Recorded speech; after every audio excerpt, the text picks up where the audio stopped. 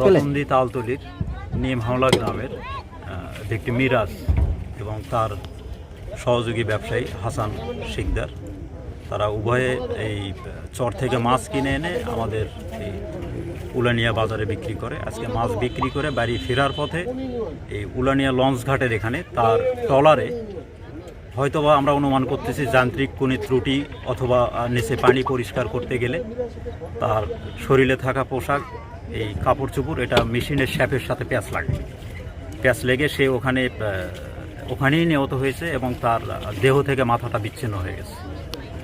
পাশাপাশি ওপরে এটা প্রথম দেখে তার সহযোগী ব্যবসায়ী হাসান, সেও তাকে এই অবস্থা দেখেই সে অজ্ঞান হয়ে যায়। আমরা ভিকটিম মৃত মিরাজকে উদ্ধার করেছি, আর তার সহযোগী ব্যবসায়ী হাসান, সেও প্রাথমিক চিকিৎসার জন্য তাকে হসপিটালে প্রেরণ করা হচ্ছে।